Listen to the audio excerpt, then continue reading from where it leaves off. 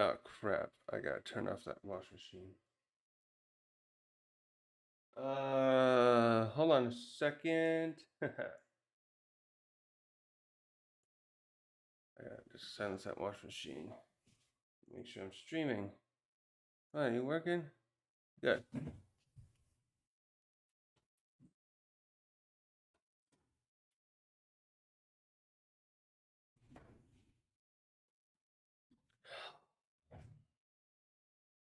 Hey guys, Turek here, and today I want to do a video going over the recent One Piece episode because this is this. I have no words, and I have lots of words for it. The hype is here, and they already they already gave us a So, anyways, first this is a spoiler video for One Piece um episode 1070, and it covers chapter 10 1000 yeah, so 1043. So if you're not caught up on the manga or the anime, or if you're doing one or the other, this is not the video for you, because I will be spoiling a whole lot of shit here with both the manga and anime. Okay, that's the spoiler warning. Shoot, now I gotta keep my voice down because I don't want the echo. So, uh, I've been rewatching this episode over and over again. And I'm trying to keep my composure because this is just too fucking good. I have been waiting for this episode for it's been months now at least. I've been anticipating what's about to come, and this episode did not disappoint. So I expect the next one to also not disappoint, because it is just the right amount of build up and tension and catharticness that comes at the end. So, so the little recap: we're at this point in the One Piece story in the anime. We are coming down to the final part of Wano. We have ended all the other main battles now, with the exception, the two things are left here now at this point: Kaido and Orochi. And Orochi's not really much of a battle left. He's going to be taken out by I forget, one of the scabbards. And Orochi and Kaido here is going to have his final battle soon with Luffy. And so yeah, just like what was it, like 8 9 episodes ago, we finished off Sanji and Zoro's fight, and Kaido. I mean, Big Mom versus Long Kid, and all three of those fights were awesome. But now we're about to get the main event, which is funny to say because Kid and Law's fight with Big Mom, and as well as Zoro's. I gotta rewatch Sanji's because now it's fading, but the animation already and this thing is fucking awesome. This is the animation I want all the time. I don't, the stuff they put in the movies or this, keep this coming. This is it. This is what I want to see all the time. When they can with these fights, because this show deserves this now. This is the end. We're coming down to the end of the series, more likely based on what's happening in the manga. And the only one little critique I have to put in with the wait a second now. The only little critique I really have to put into this thing is that I'm not a fan of how Kaido looks now, his dragon form. They're using some kind of CGI, and it is kind of weird looking with his face. I liked it better what they were doing, and so they started doing this. I think when the final battle here started at Onigashima, and I think this is the first time we really saw his dragon form since the beginning part where he in the beginning of the arc, which was I'm talking about the anime, of course, because I don't this is just the changes they did because they used some kind of CGI here. And chapter and episode, probably what was it, 913 to 16 or something like that, where they were over that town where because Luffy made a big spectacle there. Kaido shows up and he appears in his dragon form. This is the point in the anime where we find out he is a dragon, and he uh he comes down and looks for Luffy, and he looks great there. And I would prefer that look again, but rather than the CGI they're using here with his face. It makes him look menacing, I guess, but it just kind of looks off at the same time. The only thing that looks good about it is like I'm watching the episode here, 1070, and when he like levitates around, that looks really cool. But something about his face. Let me go back and pull that up quickly. Yeah, so what is that, 913, I think. Yeah, there he is. Yeah, he looks better. I like him better there when he's being animated with the, it looks like hand drawn Bakura Town. Yeah, when he's like, oh, is that Oboro Town? Oh, Okoboro? Is that the town? Bakura? So when he's there, I thought that looked a lot better than how he looks when now they're using this CGI in the last 70 episodes or so. um, so, anyways, let's break down this episode. So they, one thing I noticed too, though, is some of these chapters are quite one to one with the anime episodes with the chapters. But I noticed that the main thing, they're not always are. So this episode 1070 is lines up perfectly with chapter 1043, but they do line up. They do add more stuff in all the right ways. This is probably the perfect. Sorry, just looking at the stream. This is probably the perfect one-to-one kind of anime episode. The way I like One Piece to be. I'm gonna have to go. I want to, anyways, go back and compare how some of these episodes compare with the chapters, because we are obviously way ahead in the episode numbers now over the anime chat. I'm gonna keep going back and forth chapters and anime with the chapters, which is funny because I was rewatching the East Blue arc at the beginning of this month, and I just realized how, including a little bit of filler they had at the end, the East Blue Saga was a lot shorter in number of episodes versus number of chapters. I think it's like 62 episodes, including some filler at the end of it. I have not seen that filler episodes yet, but I know there was something there. And the manga is 100 chapters to the end of East Blue when they get to the reverse mountain and head into the Grand Line. But so at some point here, though, I'm guessing maybe after Skypiea, because I was watching Power Sky. I see that Alabasta 2 is pretty shorter. I think the Alabasta anime ends about 130, episode 130 in each chapter. So it's over. I'm rereading the chapters, and I'm already past that in chapter numbers. So the I'm thinking Alabasta would end around 200 or something past in a chapter. And so, anyways, yeah, I'm getting on another tangent. This episode starts with right the same way the chapter does. So I'm going to pull up the chapter here, of course, too. And this is where at the final stages, as we know it, this is where Luffy and Kaido are having their round two. So Luffy and Kaido fight. So Luffy fights Kaido with Law, Kid, Zoro, and I think Killer helped too, right? 1, 2, 3, 4, 5. Yeah, there's 5 of them. Sanji. It was weird they didn't include Sanji. I would have really liked to see what Sanji would have tried to do against Kaido. So we have the 5 super rookies against Law and Big Mom and Kaido, and eventually the fight. I think Zoro gets knocked out. That he gets taken out because he blocks an attack, that dual attack from the emperors. And I think Luffy got briefly knocked out too, right there, actually. So he gets knocked out a few times in this whole arc. I think it's like 4 total.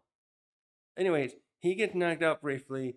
Killer and Kid get not separated too, and then they end up trying to fight Big Mom down in the lower area. Luffy got back up there, and he briefly was fighting with Kid, Kaido for a little bit more before he got knocked out, taken out there, and he ended up in the ocean, and then Law's pirate crew who are watching in the submarine. There because Onigashima floating at this point, going over the going toward the shore to head to the flower capital and crush it. Um, Actually, I just realized something here, a little bit of a flaw there, because if we learn, not learn, we already know, but toward the end here, Kaido reiterates how he wants to he's using Wano as a uh, a slave labor. The countries and its high population being used for slave labor to build munitions and whatnot, so that he can start a great war. I think his plan here with Onigashima was to crush the flower capital, which I just realized it would be a great waste of the human resources, as it were, for him there, because there's probably hundreds or thousands of people in that capital, and he's about to crush it as some kind of symbolism or destroy. I think he's partially doing it because it's been prospering under Orochi, and he's pissed at Orochi too. So he's about to destroy it. I just was realizing that would be quite the waste of resources for his resources. Again, I don't like anything Kaido does here. This Kaido's mentality here, which I want to break down in a moment, is quite fucked up in some ways. Yet at the same time, they make us tiny, microscopic feel a little sad for him. And something I really want to delve into his psychology kind of a little bit as a character. But anyways, yeah, him destroying that city for himself would be a waste.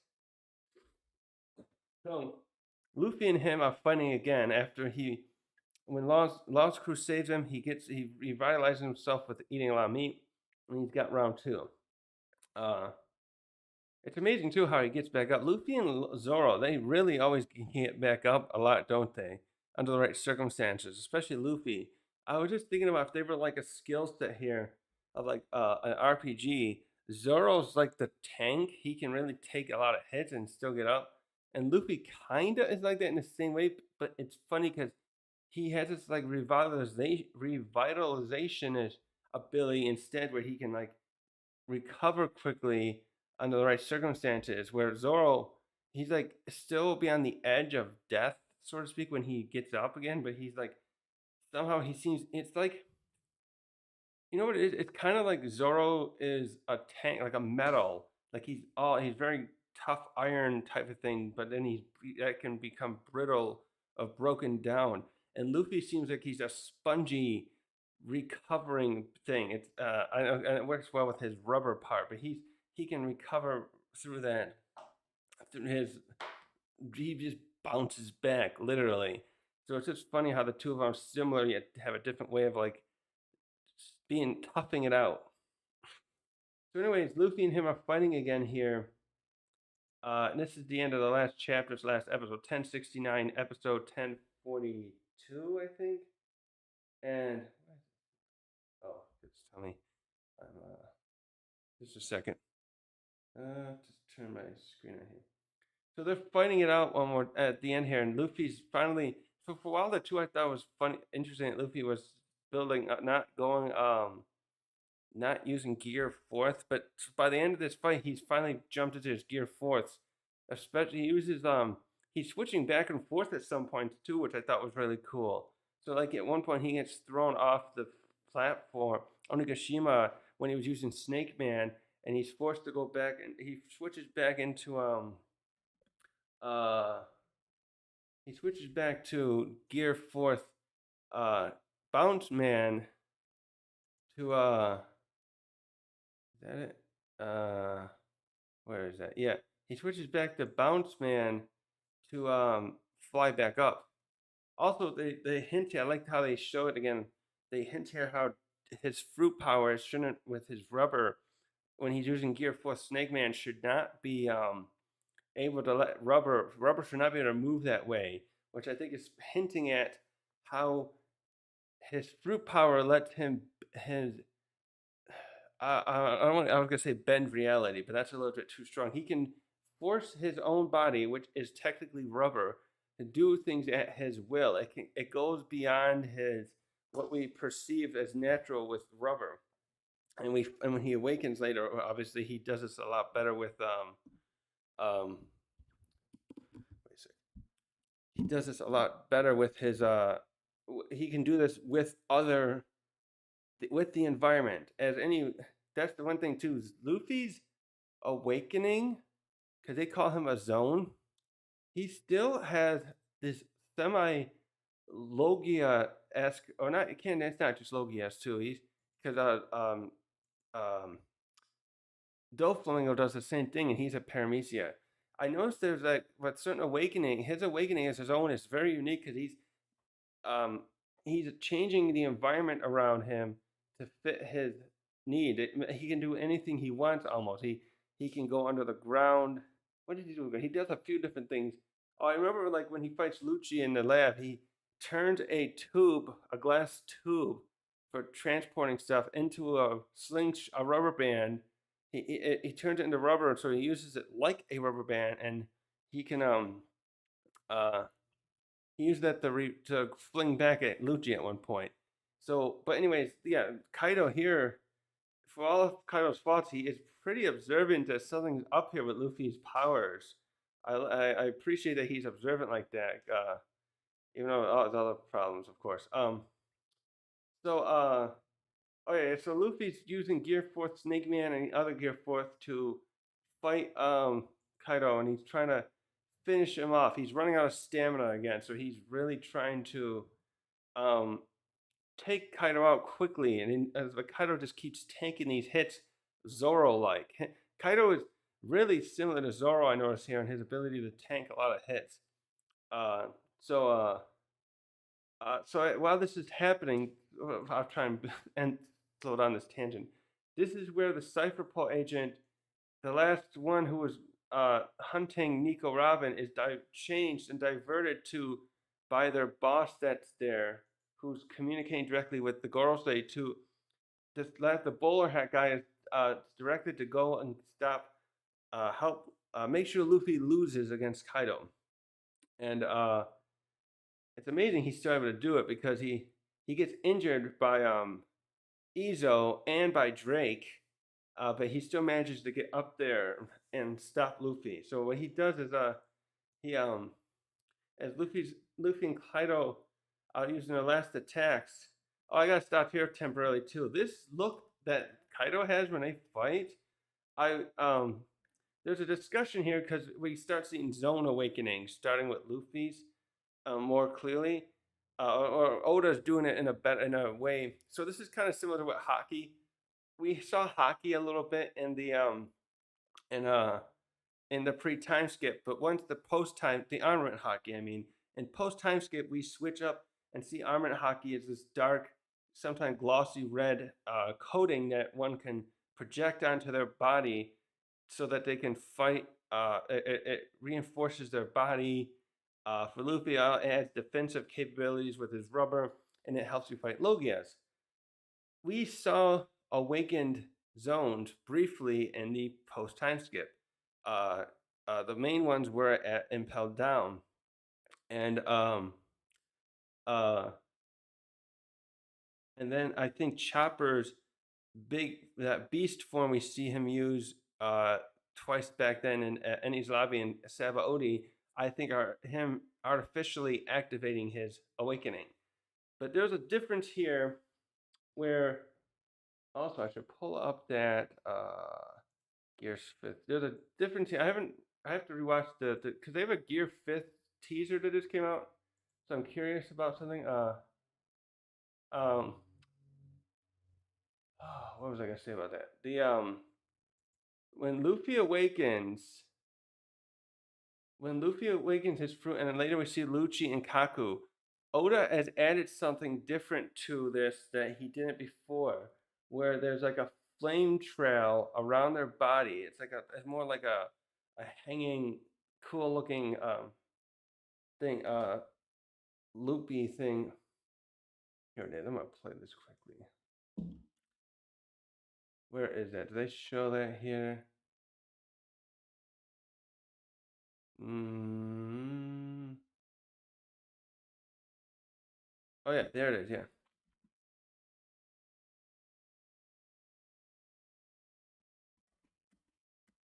Yeah.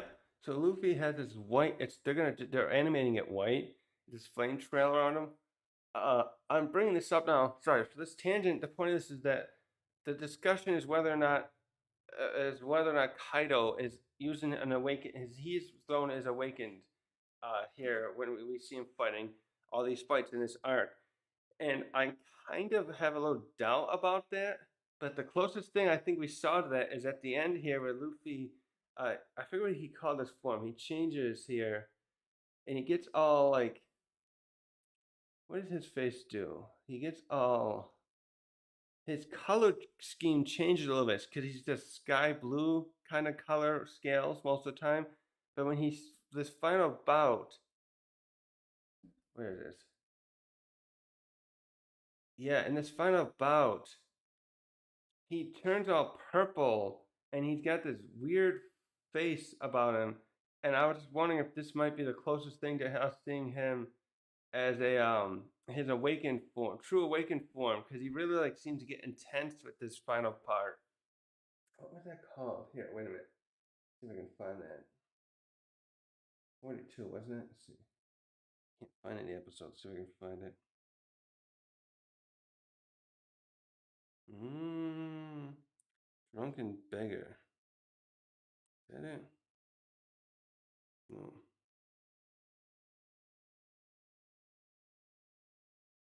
No, there it is. The bloodthirsty drunk. That's what it is.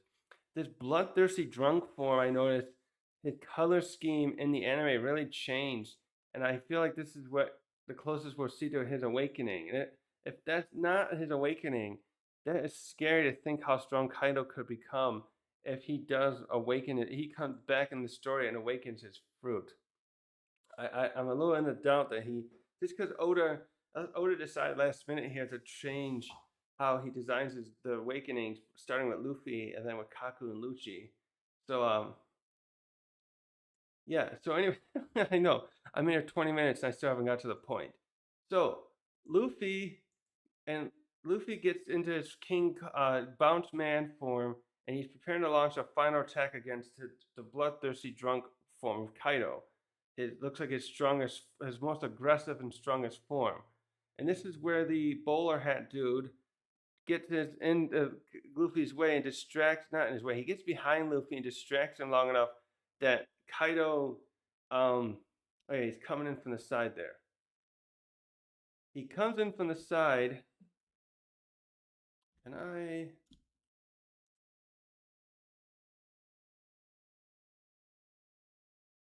health. Let's see. I'll put this on display capture. Wait a minute. Yeah, there we go.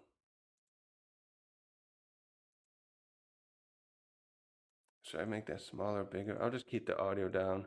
I'll move myself over a little bit. Hold on. I'm gonna show some stuff in here. Come on. How do you do this?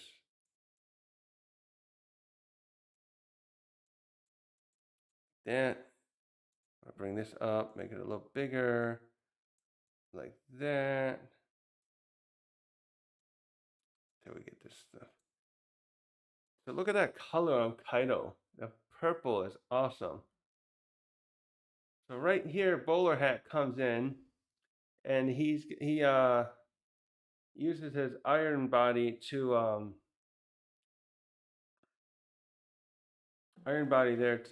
distract Luffy here. As you see, Luffy looks away, and he's gonna get smacked in the face. Uh, this is where Kaido realizes, and yeah, right there, the attack is too late to um stop, and then he's gonna knock Luffy out. All right, let me turn this off a second. So this is a really important moment too for Kaido. This is one thing where Kaido is very interesting. Well, it's very interesting and a tiny bit sad because it's clear there's something. Kaido has this. This is the side of Kaido that's interesting. He wants to just have fun and fight sometimes. Oh, you know what? I need to drink a water. Shit. Wait, what? I am thirsty. Here we go.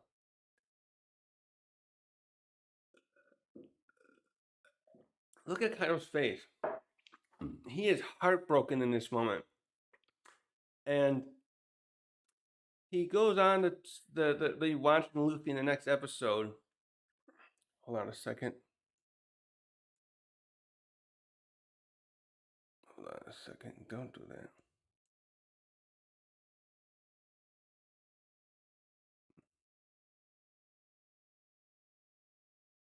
There we go. Let's keep it like that. He is heartbroken here that he is taking out Luffy like this. This is a weird aspect of Kaido because we see him he treats the people of Wano, and it's not just Wano. He's just Wano's this is being used by him to as his slave labor, and he has this ideal. He has this idea that's very there's a realistic equivalent to this in the real world where you the victor so that the victor in a battle, so like if two ancient kingdoms are fighting each other and they like besiege a city and they're besieging or taking over the other kingdom, the side that's winning, they have this mentality. There's this thing where like these rules, accepted rules back then, where you can hold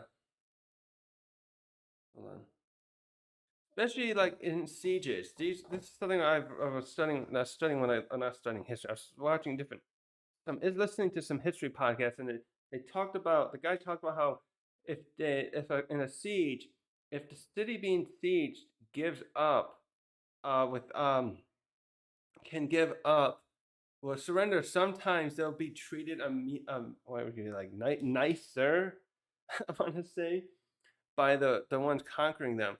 But if they lose outright, they are treated horribly, and the other side basically said the rules basically are I can do whatever I want with you because you lost, and that's exactly what Kaido says here in this episode. And so he has this idea like the winners have the choice to do what they want. So this is very this is a thing that's done a lot too with the with anime and manga uh, in general, where the victor, the bad guys often point out they can make whatever rules they want because they're the strongest. That's how they portray it, and this is, like I said, a more realistic mentality too. With, like I said, wars, ancient wars, and the victor doing whatever they want. And this is just very odd because the contrast here with Luffy. I mean, not with Luffy. Kaido's Kaido here contrasts this with something very sad of sorts, where he's like I said, he very much wants to have this fair fight and have fight someone who can like defeat him. I think he's become bored at this point that he can't be defeated. He wants a fight. He wants to have. You know what's funny too? He sounds like someone, if he was like raised better and he was not a bad guy and all these horrible things we just talked about. I think Kaido would just be like someone who's looking for a rival to spar with all the time. That's kind of what he's like. He just wants to have someone now who can fight him equally and knock him out. For some reason, he's become so strong, and his other rivals are dwindling down to a handful now. Shanks and Big Mom and probably Blackbeard. I wonder too if he sees Blackbeard as a worthy rival.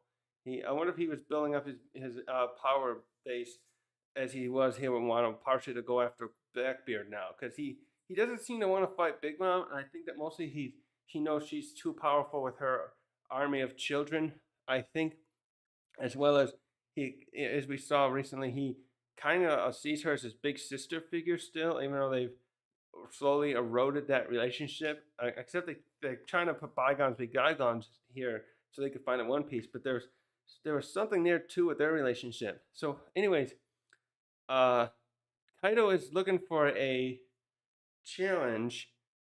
And again, I don't know why he won't want to fight Shanks. What's up with him and Shanks? We still don't know what happened with him and Shanks at the right before Marineford War. Happened. So he's looking for this challenge with and he sees Luffy now as the one to fight him. Although I think Zoro with enough training too could come back and provide him with that too. So he's especially upset here when Luffy loses here, and it's just a very interesting dynamic. And they poised this with some interesting silence right here, which I'm not going to play any of the audio so that I don't get any. I don't think anyone will notice my video, but I'll play a little bit silent for myself and keep the desktop audio all the way down. So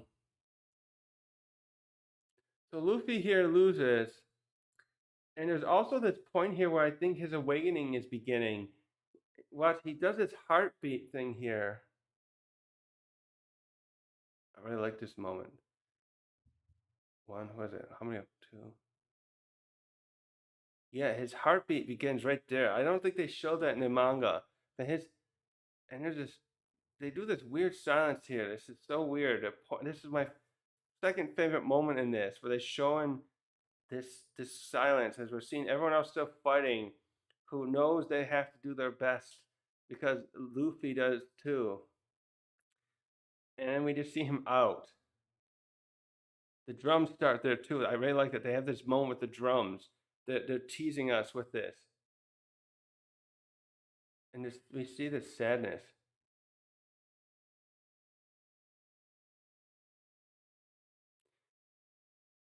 Also, this is interesting too. I want to bring this up. He talks about he's gonna talk here about Luffy's voice.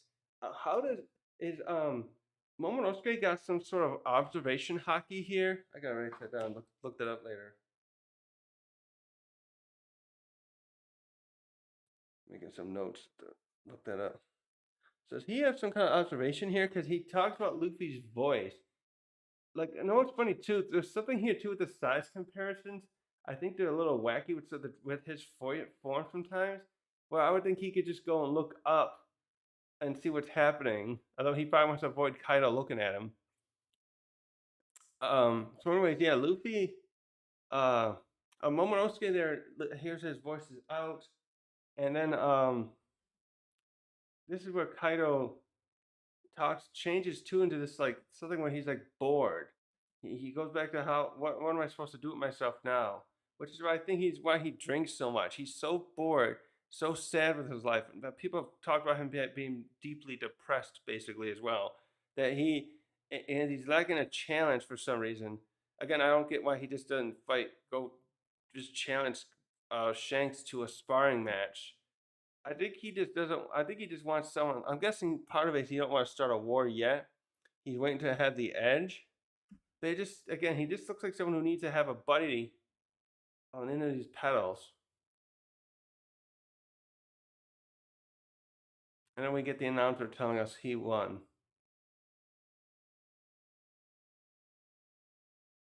Hopefully you can't hear that. I want to make sure the audio is really low here. And then we get this moment too with CP0.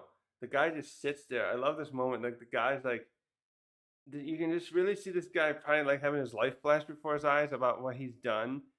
Because he looks like he's scared. He does this thing with his arm where you can tell he's afraid, but he can't do anything. I think he's just standing there too because he's too weak to escape. He's been damaged too much by fighting Izo and Drake. And I think it wasn't him. Weren't they fighting? It wasn't him and his partner that I think that Izo took out. I think they were fighting Apu and Drake earlier too. So he's pretty drained himself. And oh, the flash before his eyes. I have a feeling he's really thinking about what it would have been like to have his own autonomy and agency. Because he says to Drake in the last segment that he really there's where he grabs his arm. He really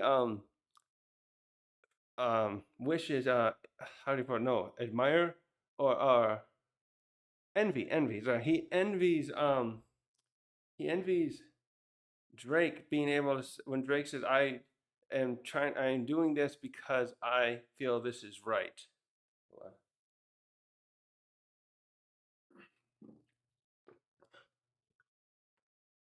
Yeah, so this moment is very interesting. It's this agent just staying there and taking it.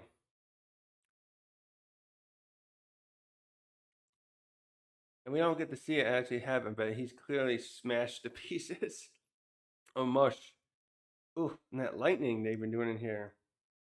We see this other agent too, and he seems to do this little head tap in a minute where he's like paying his respects. It's very interesting. I'll make this a little smaller because I'm trying to keep this. So let me take this off a second. Yeah, he goes, how boring. Here we go.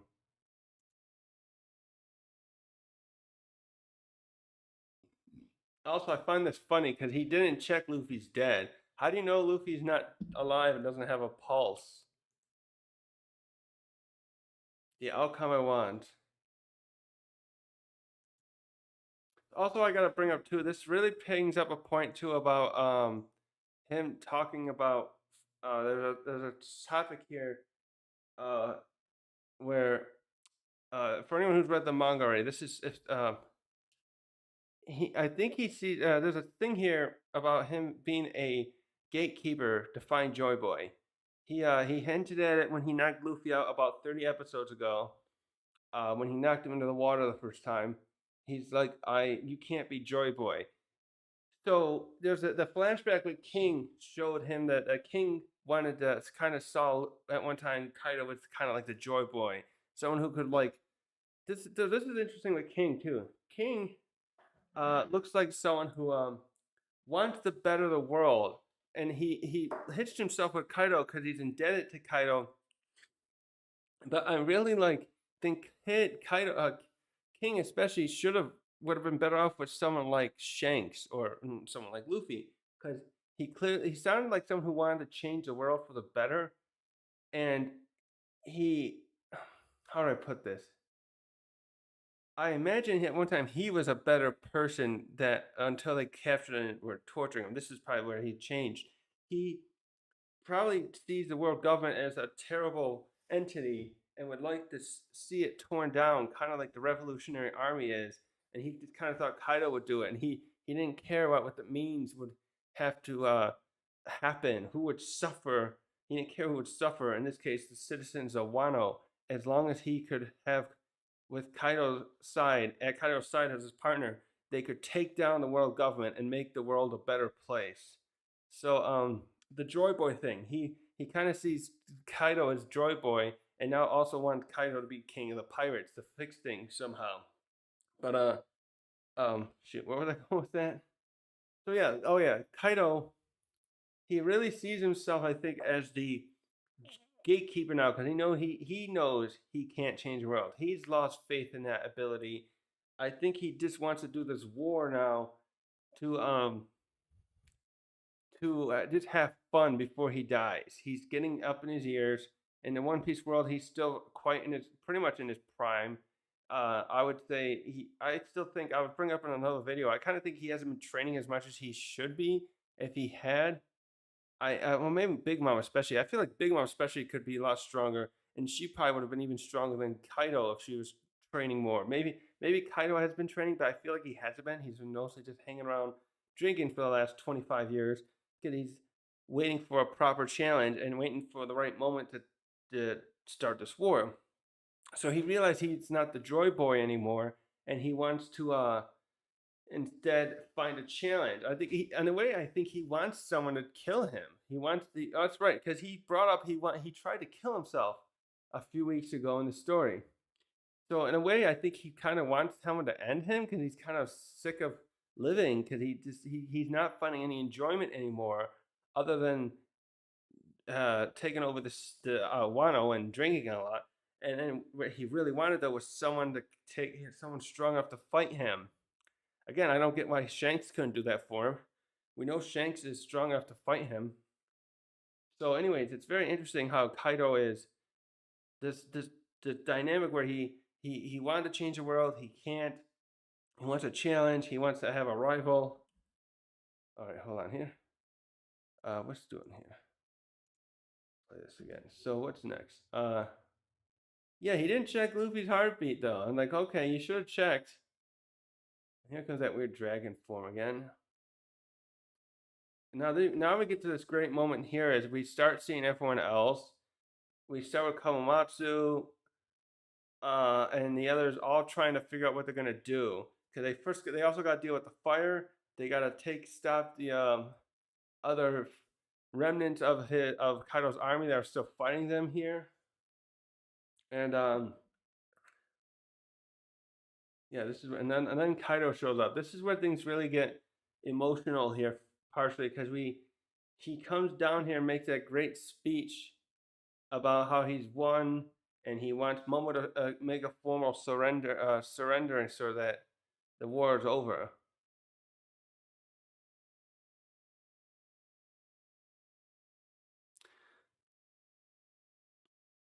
Oh yeah, what's this dude's name? Hold on a second.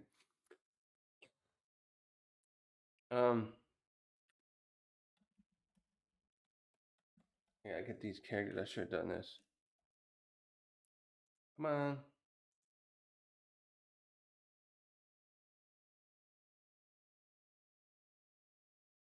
Go every character in Wano. So we got the Oh, here it is again. Oh, well, this. I love this.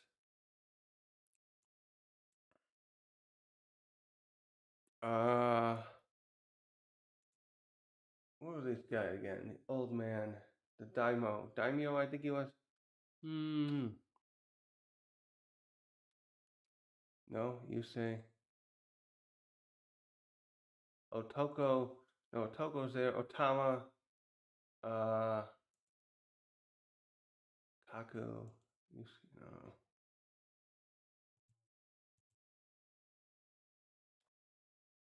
No. Who's the old man there again? Here we go. Otama, Drake, Usopp, Raizo, Denjiro. Wait, Denjiro. Salo. No. What's that guy's name? Come on, hold on, hold on, hold on.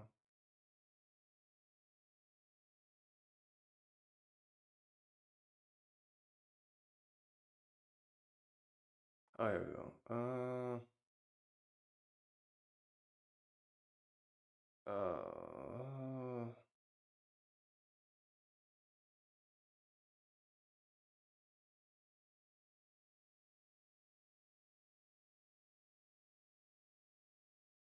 oh, here, Goro. Hold on a second, too. I gotta, I'm gonna have to turn my air on. It is getting hot in here. Uh, uh,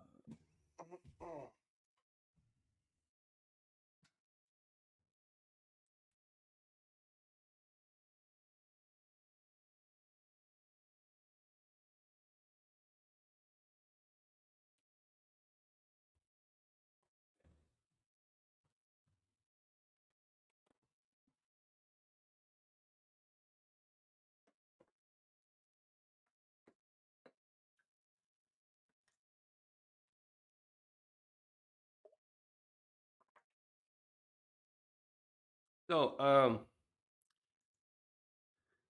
let's see, is that recording? Good. So we get this great moment now, too, where all the other people are, Kaido announces to them that Luffy is dead, and we see the sadness and to some extent a kind of almost a loss of spirit initially by the other people here because we got a lot. This is the performance floor, the main area. So what we have a bunch of people here who are able to hear Kaido's announcement. We got Kid, Law, Nami, Marco, Higuro, Atama, and what's his name? Shoot, what's his name again? Got one other scabbard there. Shoot, what's her name again? Here's her name. Oh yeah, Chopper's there, and shit. What's his other scabbard friend? Oh, Kamawatsu. The scabbard's there. He's there. They're all here, and including and there's the other Hagiro's. Is that his name's? I apologize if I get his name wrong. Is that his name? Hagiro? He's the old man that helped train Luffy the advanced armament hockey.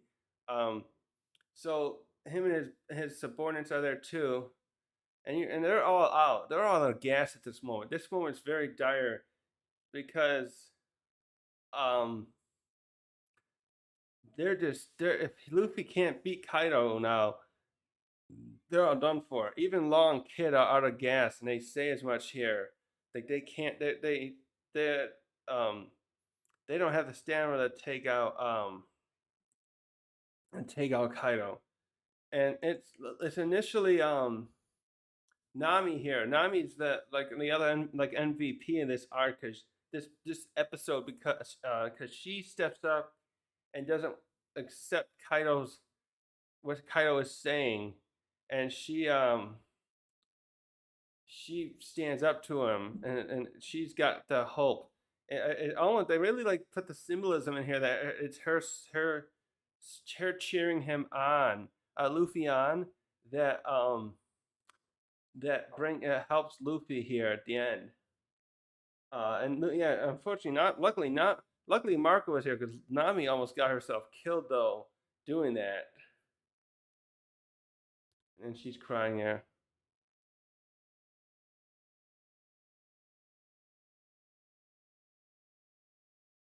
Also, there's something here too. He's about to talk about how he's gonna land on still have this Onigashima landing on the flower capital, but by this point, I don't think he should. I think he forgot to go outside and check his he forgot to pull his phone and check Google Maps because right there it even shows right there Momonosuke is pulling it away. Is slowly pulling it away already. So I think if Momonosuke hadn't been doing that, yeah, hadn't been pulling Onigashima all this time, I think by this point in the story, when Luffy and Kaido lost here, I think Onigashima would have been over the flower capital already. So at this point, this is where things get dire too, because now the other Kaido's soldiers are reinvigorated by his parents there, and some of the other and then some of the other samurai are starting to lose spirit because they don't want their children hurt. Primarily, wife and children. One of them specifically says. Just a minute, I need to watch this get that motion. So this is where Kid and Lost have to step back up to fight and defend themselves, and some of the crew is there too to help too. Um, Other MVPs of this arc, Kid and Law's crew really step up to try to help.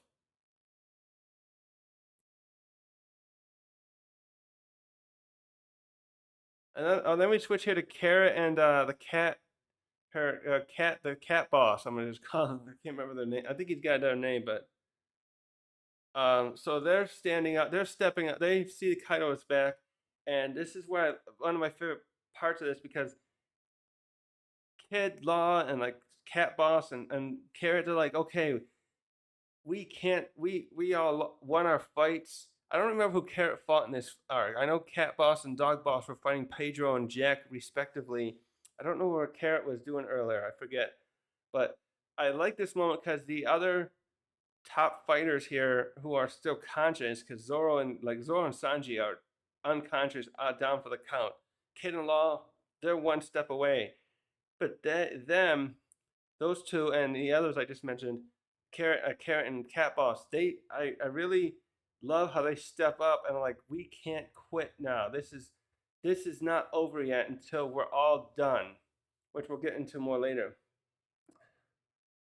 What's that guy's name? Oh yeah, there's those other bosses. Masa, Cho, Sangoro. Turn this down.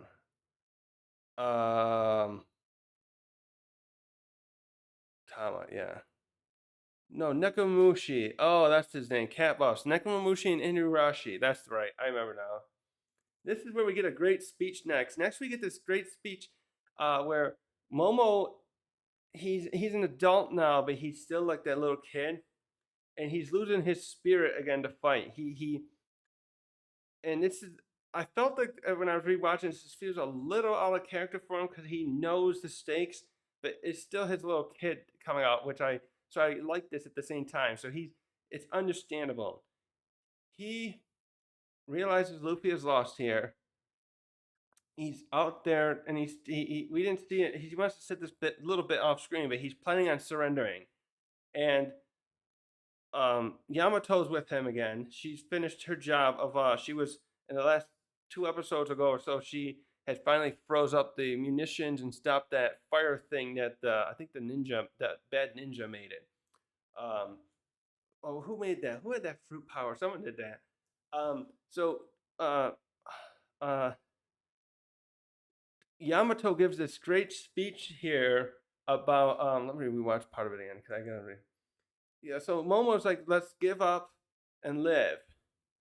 And she points out the point I was kind of saying, but in much better words. That we are still moving. We can still fight. That means we can't give up, and we must put our lives on the line.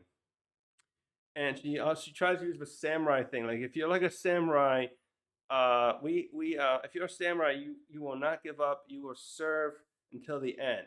Now this is something I don't think Momo particularly wants to do yet. He's kind of the little kid again. He's a little kid. He's kind of afraid of dying. He's not. He hasn't really been fully instilled that samurai mentality. But in Yamato here though is going to provide that what he needs to keep fighting. She also points out like Kaido's even wounded, so let's go fight him. And by the way, I think this is a good strategy because I was thinking like there's a couple ways to look at this too. The other fighters who are still available awake, unfortunately, I don't think any of them except for Higuro. I wonder if any of his subordinates can do it. I'm thinking that if some of these other, what are you doing, Kitty? If some of these other our allies here were still knew how to use the advanced armor haki and they ganged up on Kaido, I think they'd have a chance now. I think he'd be really worn out after fighting Luffy and the others. That like Yamato, especially if Yamato, Momonosuke, and like some of the other scabbards are still around. If they knew how to use that advanced haki, and the cat and yeah, like the other scabbards, the Internashi, all of them. I think if they enough of them knew how to use advanced armor and haki, they could get Kaido here. Like Yamako could be the spearhead who keeps him distracted, and then the others could I should make this bigger. The others could start ganging up on him, trying to get him in vital areas to bring him down. But that's just my 2 cents on that. Maybe they wouldn't have a chance because his stamina and strength is amazing still. And so going on here with the speech, Yamato goes on to point out like, what if we give up now? We're just going to become slaves again, especially like her because she's lived her whole life like this. She understands this just as well as the scabbards do. And this is where Momo is like, Momo needs to remember this because he hasn't been imprisoned. He lost his family to Kaido, but he's still afraid of Kaido and was hoping is hoping basically that someone else can do the fighting for him at this point. He's just not quite ready to be that spearhead yet, and I know he's gonna get there someday, and the story makes that clear later. But so I think Momonosuke. That's the other thing. I think Momonosuke in his dragon form could go. He damaged Kaido in the dragon form earlier, so we know he could fight. And this is where Yamato really helps him.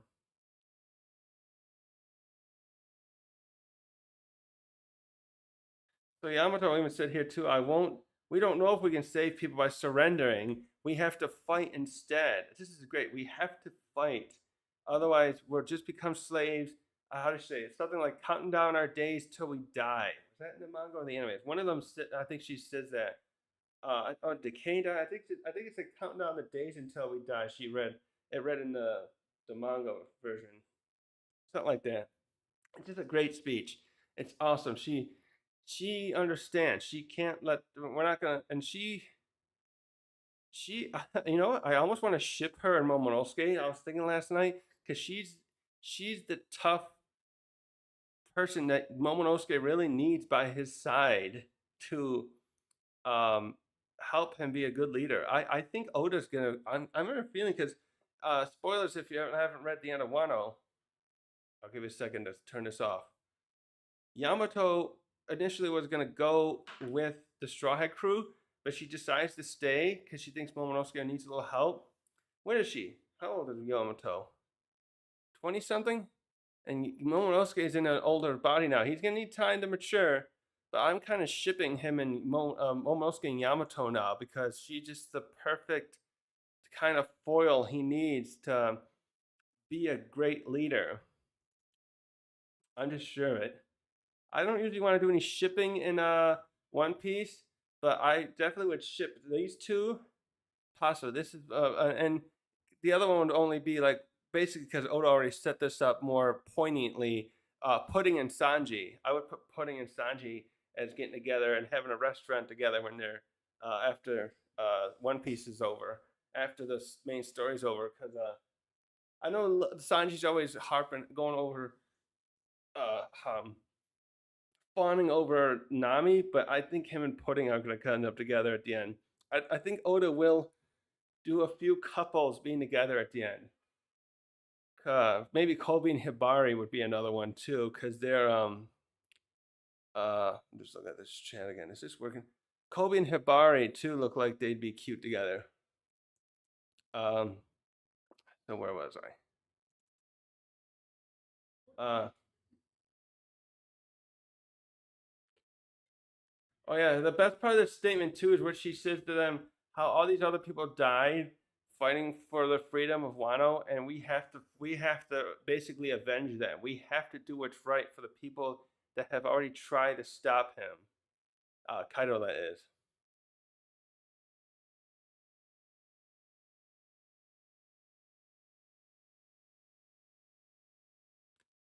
Oh yeah, and then she ended by saying, "Let's not surrender, but die together."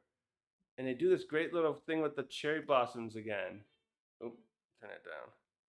Oh, that cherry blossom thing. Now we switch back to the fighting with the.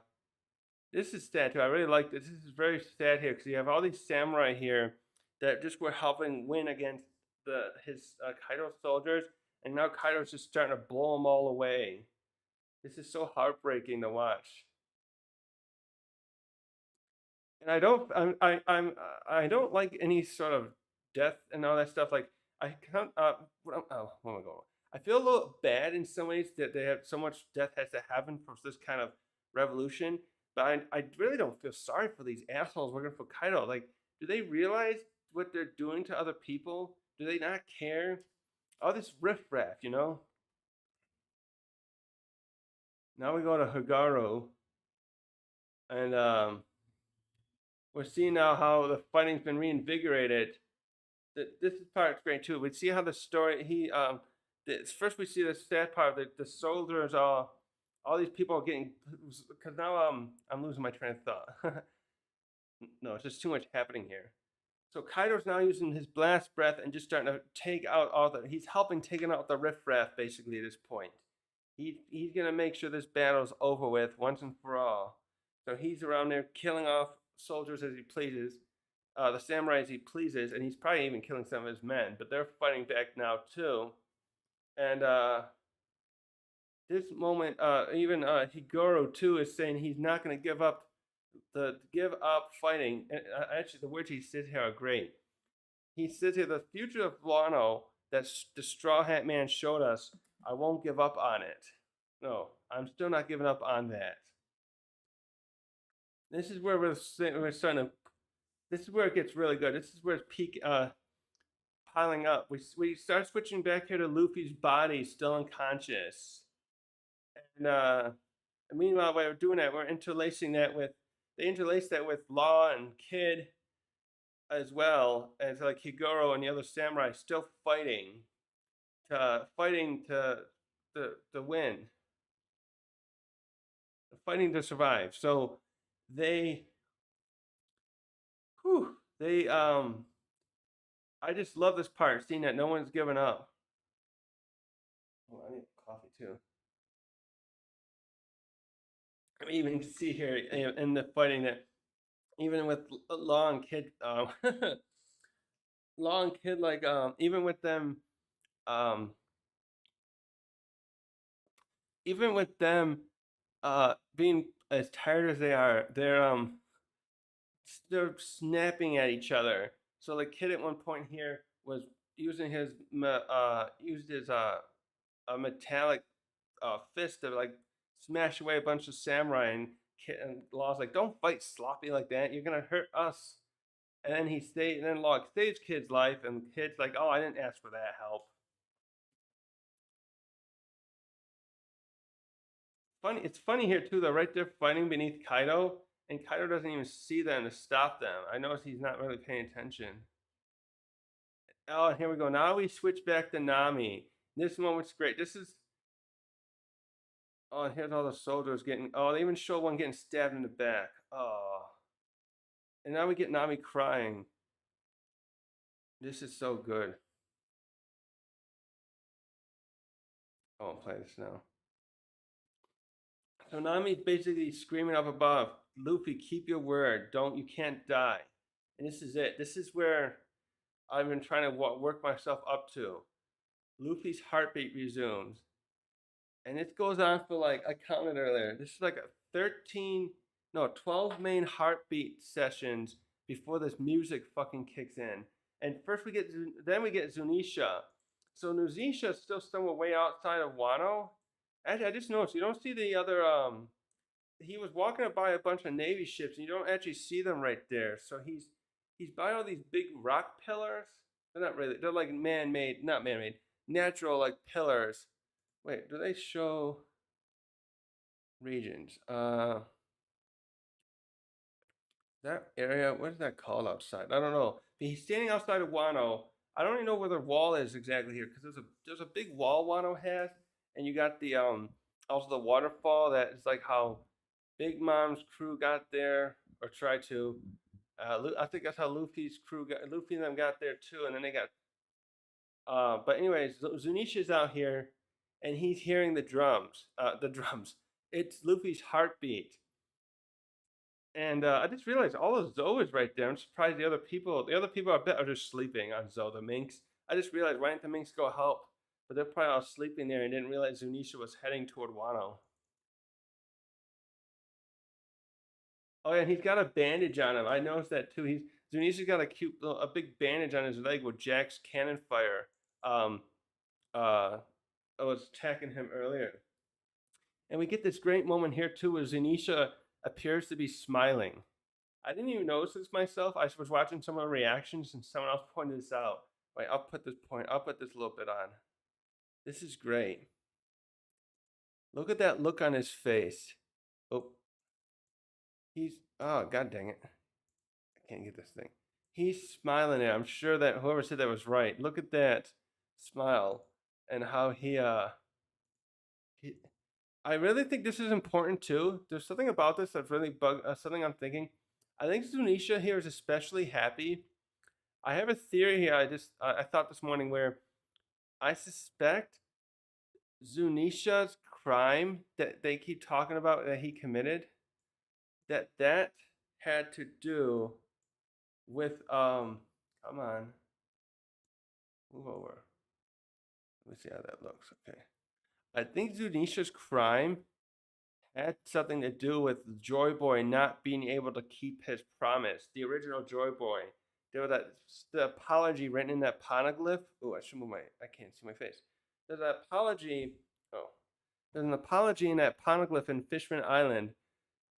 I think Zunisha here is feeling that this moment is gonna fix his wrong. Zunisha probably, I think, is guilty to some degree for whatever crime he committed. And I have a feeling what it is like it caused Joy Boy to lose against the world government. Maybe it was kind of like what happened with Spondum. Remember how Spondum was tricked by Kainu and he ended up injuring Whitebeard, and that kind of turned the battle a little bit. I bet Zunisha had something kind of like that, where whatever action he took screwed up the efforts to defeat the world government 800 years ago, because Joy Boy was probably defeated. Maybe it's kind of like what happened here with Luffy. Maybe it caused Joy Boy to lose at a crucial moment.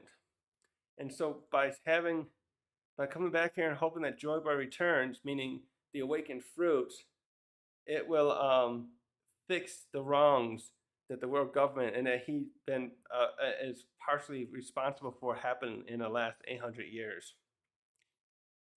And now we get him talking finally. I just realized that not realized he does. So he showed up at 10 in episode 1064, and they show him like two other times up until this point, and all you hear him doing is using. They just have that elephant. Well, I don't know if it's a regular elephant sound. It sounds different, but he finally is talking to Momonosuke here, and then he starts telling Momonosuke, "I hear the drums of liberation." Oh, this is so good. And this is where the drums pick up. Holy shit. This music, by the way, I'm going to be playing this music right alongside Gear 4th all the time now. Also, too, I just realized Luffy's got different colored pants there. I didn't realize he wasn't wearing his blue pants. He's wearing that orange now. I'll turn this down.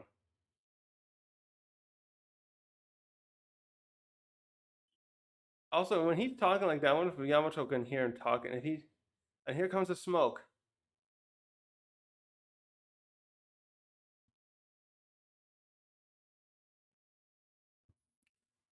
Also, I just too, he's I definitely am designing him to look like an Asian elephant, not the African ones, because his ears are really small compared to his head.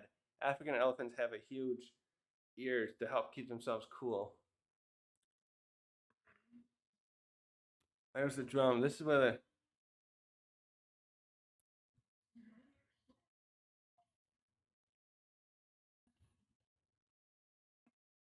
also I counted too. I was wondering if there's a significance, but he has six. It looks like he has six white steam things coming off of him there.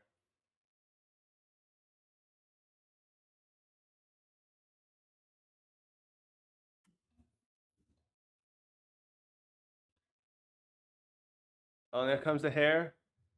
Oh, this moment is so good, and the hair's changing. The drums change,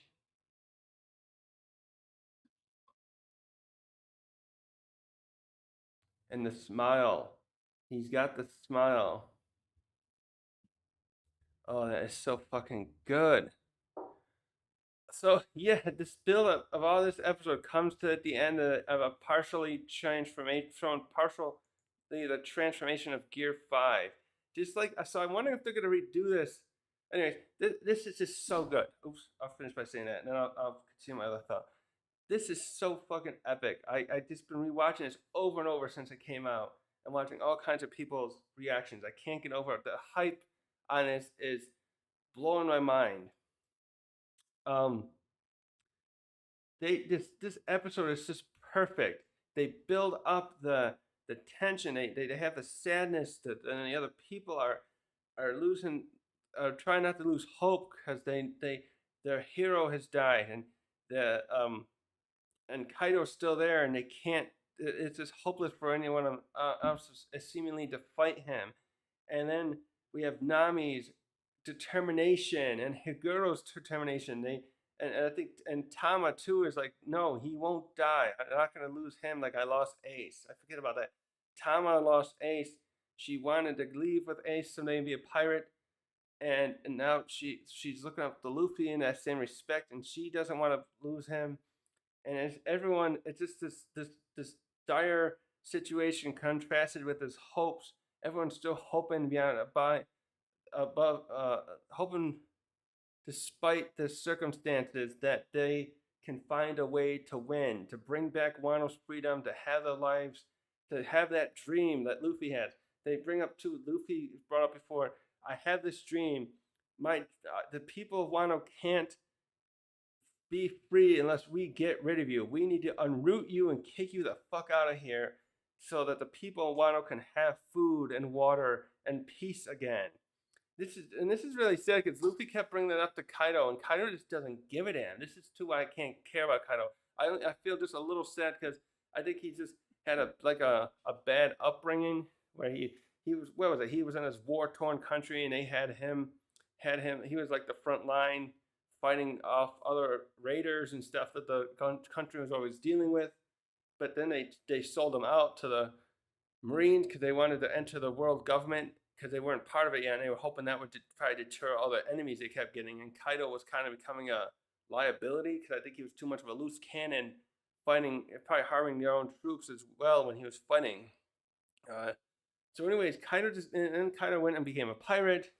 He joined up with Rocks. I think being part of Rocks' crew is what really changed him. He probably got this mentality from Rocks in particular, because even Big Mom back then too seemed like she was probably I feel bad for Big Mom in a way because she looked like she especially is someone who wanted to help the world. She wanted to have the races of the world get along. She understood something about that, and then she changed too. But anyways, Kaido. So what I'm getting at there is I don't think Kaido learned this mentality from her particularly. I think Rocks kind of turned Kaido and Big Mom in a way too. Probably became like that, where being part of him changed how they had their tactics to how they were gonna deal with achieving their dreams, which somehow I don't even know Kaido really had a dream behind talk about change. His seemed kind of more vague, where he wanted to change the world somehow, where Big Mom's had a better and a more positive outcome, but she started going down a darker path to gain it. She became tyrannical with her children. None of her children even got to grow up with their fathers because she just ousted them after she got pregnant. So it's just sad in a way that these two were changed by bad circumstances. But anyways, yes, Luffy's dream here, the dream part is really great, and it really builds up to this what Luffy represents and what the Joy Boy represents. The liberation part at the end is just so poignant, especially with Zunisha saying it. I love how Zunisha says it. The voice actor got nailed at Joy Boy, and they just do it very dramatic, and it's so perfect. This episode's 10 out of 10. So I just really wanted to break this down today, because I just this episode is just so good. And now we got next week. It's gonna be in August that we're gonna. No, August. Yeah, today's July 31st. In 6 days, we're gonna get the other episode. And we got that little trailer. Actually, I want to peek at that again. I'll watch it here with you guys. Because I should have watched this before, but I didn't. I watched part of this myself. I forgot. Let's see. I'll just do it here quickly. Hold on. Let's do this again. August 6th. Oops, I'll just leave it like that. So we see him. Oh, his hockey. Oh my God, what is that? The world's most ridiculous power. Yes. The heartbeat sound. Look at that white. Yeah, see, there's the flame I was talking about. The awakening stuff. This is why I was wondering if Kaido's really not awakened, because he doesn't quite have that. He produces flames. He can do the flame. That's more, but that's more for him. Like, that's how he flies. He doesn't really fly. He walks on those things. Ooh, the color looks different there. Also, let me bring this over a second. Look at that lightning off of his back. Hold on. Come on. There it is.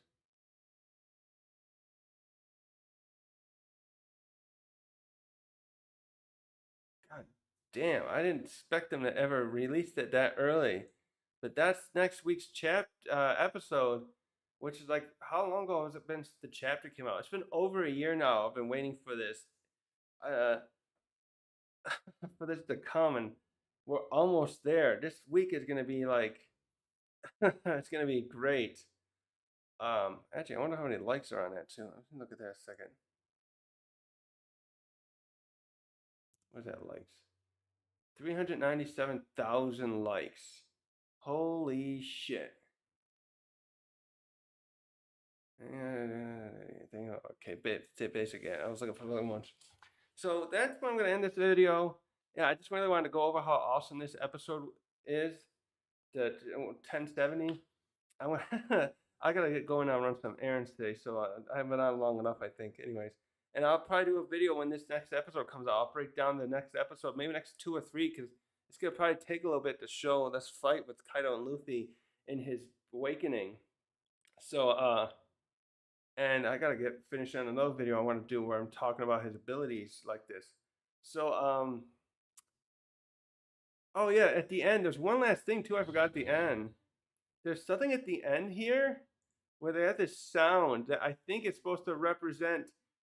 It reminds me of his bouncing that he does as in Bound Man, but it sounds goofier. Let me play it here again. A second. I'll mute this.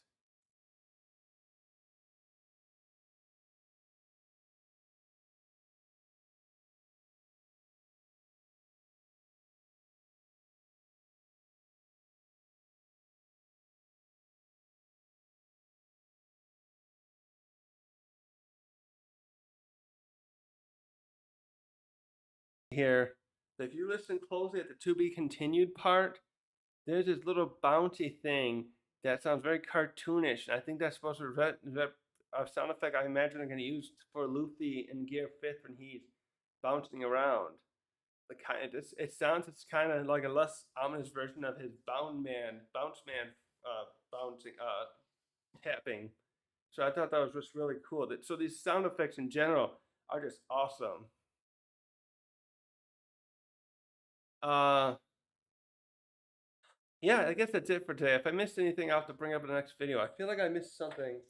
Uh, oh yeah, the Faith and Luffy. No, I did that part. I'm just looking at my notes. Yeah, the music. That's the last thing too. This is. I'm wondering. Oh, two things. I'm wondering if the transformation will be re-shown in the next episode, like they did. So I look back. This has been. This is funny too. It's been 201 episodes, I believe. I've got the number right. Since we saw the Snake Man was shown for the first time. No, I actually didn't see the episode that first when it came out. I'm trying to think when at the time that this, I think it was, I read it was January of 2019 that the Snake Man episode came out. And it was like 869. They partially show it. Then it's at the beginning. No, that's 69. 870. Excuse me, yeah, I think it's 870. Let me pull it up here. In 870, they show partially the transformation, and then they switch. And 871 is the proper one that's like that. Still is my favorite transformation at this point. I'll have to see how this, what the music is like and everything that they show. If they show to re-show this in the next episode, I'll rate it compared to the Gear Snake Man. But at this point, as good as this is, I really. No, it is 870. Really? Was it? Hold on. Yeah, 870. Okay. So the end of 869, he briefly transforms like they kind of did here, but the animation didn't look as good. But then when they get to 870, they really go all out with this animation, and I've seen lots of people like fall over as much as I do. So I just love how this is 200 episodes later, we're briefly getting the transformation. So like, and then I'm wondering if they'll do the same thing. So like with 869 had a partial transformation. Let me go look at that a second. Right?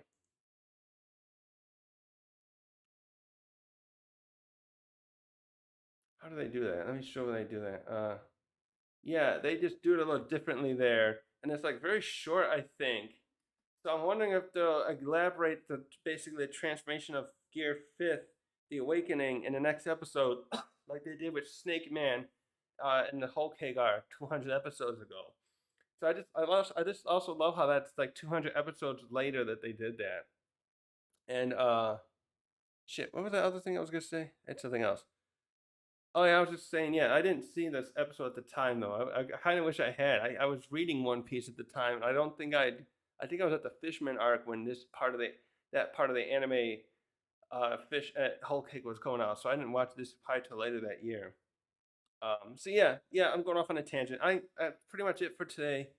I'll leave this stream for now and re-upload this later.